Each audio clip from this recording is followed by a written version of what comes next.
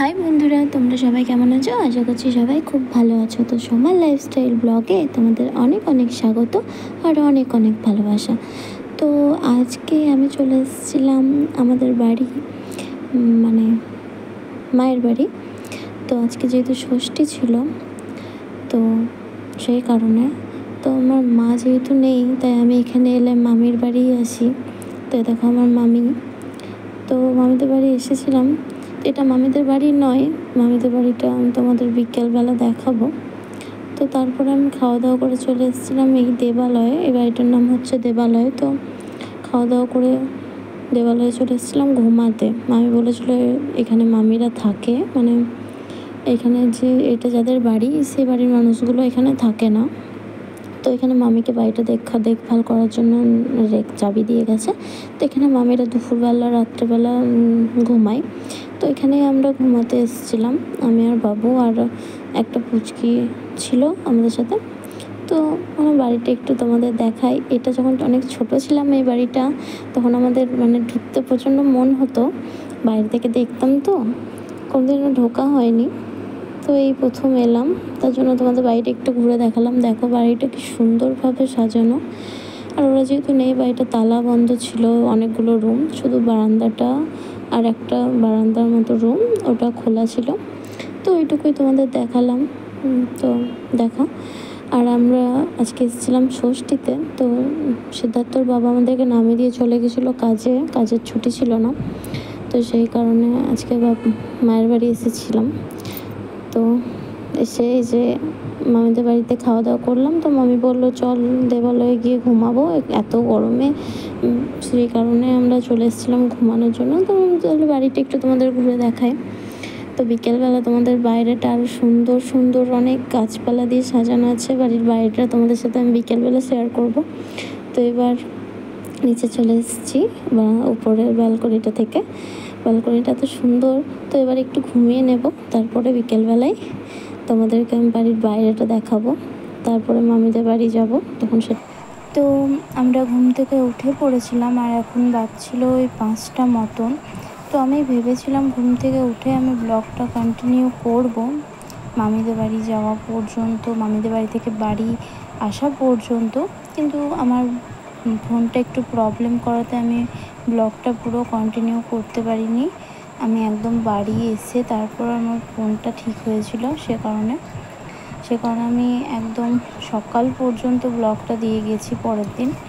তো তোমরা দেখতে থাকো ভিডিওটা। আর তারপরে আমরা ঘুম থেকে ওঠার পরে দেখো সিদ্ধার্থ এখানে খেলা করছিল। আর বাচ্চাদের তো বাগান মানেই পছন্দ, ফুল জিনিসটাই বাচ্চারা পছন্দ করে। তো এখানে খেলতেও ভীষণই পছন্দ করছিল।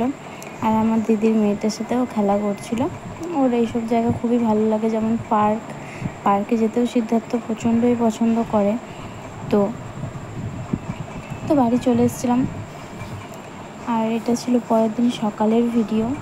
তো সকালবেলা আমি চা আর বিস্কুট নিয়ে বসে পড়েছিলাম খেতে। সকালে শুরুতে চা দিয়ে করেছিলাম। আমি প্রতিদিন চা খাই না, আর চাটা খুব একটা পছন্দও করি না, মানে চা জিনিসটাতেই আমার অ্যালার্জি। কিন্তু হ্যাঁ, যখন খুব ইচ্ছে হলো বা মনে হলো যে একটু নিজের জন্য স্পেশাল করে চা করি, তো তখন হয়তো করি। তো সেরকমভাবে আজকে একটু মনে হয়েছিল যে চাটা বানাই, কারণ আজকে একটু মাথাটা ধরেছিল। আর আমার যখন খুব ঠান্ডা লাগে বা গলা ব্যথা করে, তো তখন আমি চাটা খেতে বেশি পছন্দ করি। তো সেরকমই আজকে আমার একটু মাথাটা ধরেছিল আর চাটা খেতেও মন করছিল। তো তাহলে আজকে একটু চা খেয়েই নিই। তারপরে বাড়ির জন্য চা বানিয়েছিলাম, যেহেতু একটু চা মানে রয়েও গেছিলো, তো ওটা নষ্ট হবে, সে কারণে ওটাতে আর একটু বেশি বাড়িয়ে তার মধ্যে নিয়ে চলে এসেছিলাম। আর সিদ্ধার্থ যেহেতু এখনও ঘুমাচ্ছিল, তো আমি ভেবেছিলাম যে ওকে ঘুম থেকে ওঠার আগে আমি একদম সব কাজ সেরে নেব, তারপর স্নান টান সেরে উঠলেও ভালো হয়, এটা ভেবেছিলাম। মানে কি বলো তো, তখন স্নান সেরে যদি ও সিদ্ধার্থ ওঠে, তাহলে আমি একদিকে ভাত বসাতে পারি, আর আমার মুড়ি খাবারটা আবার টিফিনটাও বানানো হয়ে যায়। আর তখন যদি ও ওঠে, তাহলে ওকে ধীরে সুস্থে ফ্রেশ করিয়ে খাওয়ানো হয়। এমনিতেও যখন একটু তাড়াতাড়ি উঠে যায়, তখন আমার খুব প্রবলেম হয়ে যায়, মানে সব কাজগুলো একটু পিছিয়ে যায়। আর একটু দেরি করে যদি ঘুমাই না, তাহলে একটু দুপুরেও একটু দেরিতে ঘুমাই, তাহলে তখন একটু ভাত টাত খাইয়ে স্থির ধীর মানে একটু ভালোভাবে ঘুমটা পাড়ানো হয়। এমনিতে যদি তাড়াতাড়ি উঠে যায় তখন ঘুমানোর জন্য কাঁদবে, ভালো করে খাবে না, তো এরকম হয়। তো আমি স্নান সেরে দেখো চলে এসেছিলাম। আর এত গরমের মধ্যে চুলটা তো খুলতেই বিরক্ত লাগে, কিন্তু কি করব, চুলটা তো একটু আঁচড়াতে হবে। আর চুলটা না আঁচড়ালে বড় চুল তো একটু, আর চুলগুলো এত পাতলা আমার, একটুতেই জট লেগে যায়, তো আর প্রচণ্ডভাবে ছাড়ে, মানে ঝরেও যাচ্ছে চুল। তো কী করব। আর এখন এই তো রান্নার কাজে ঢুকে যাব, বাড়ির সব কাজ করতে হবে, সে কারণে চুলটাকে আমি প্রতিদিনই এভাবে বেঁধে রাখি সব সময় উঁচু করে, যাতে করে খাবার দাবারের চুল টুল পড়লে একটা বিরক্ত লাগে। তারপর গরমে চুলটা সবসময় খুলে রাখতে ভালোও লাগে না, সে কারণে আমি চুল টুল ঝেড়ে নিয়েছিলাম। আর সিদ্ধার্থ উঠে গিয়েছিল, সে কারণে আমি বিছানাটাও একটু পরিষ্কার করে নিয়েছিলাম, কারণ সিদ্ধার্থ আমার স্নান সেরে আসার পরেই উঠে গিয়েছিল আজকে। ও একটু আজকে আবারও তাড়াতাড়ি উঠে গেল। আমি ভেবেছিলাম যে একটু ভাতটা বসিয়ে নেব, তাহলে একদিকে ভাত হবে আর একদিকে ওকে ফ্রেশ করানো হবে। তো দেখলাম না, আজকে সেরকম ঝোঁক নেয়নি, মানে ও প্রতিদিন উঠে একটু একটু করে ঝোঁক নেয়, মানে যেদিন যেমন মন হয় আর কি, এত ঝোঁক নিয়ে নেয়। তো আমার বিছানাটা এখানে ঝাড়া হয়ে গিয়েছিলো, পরিষ্কার করা হয়ে গিয়েছিলো। এবার আমি সিদ্ধার্থকে ফ্রেশ করিয়ে দিয়েছিলাম, ব্রাশ করিয়ে দিয়েছিলাম, জামা প্যান্টটা একটু চেঞ্জ করিয়ে দিয়েছিলাম। তো তারপরে ওকে এখানে খাবার নিয়ে চলে এসেছিলাম। আর ওকে খাবার খাওয়ানোর জন্য যে আমাকে কত পরিশ্রম করতে হয়, এক জায়গায় বসে তো খাবার খাবে না, আর একটা খাবারও ভালো করে খাবে না। ওই প্রথম মতো 1-2 গাছ খেয়ে নেবে, তো তারপরে ব্যাস।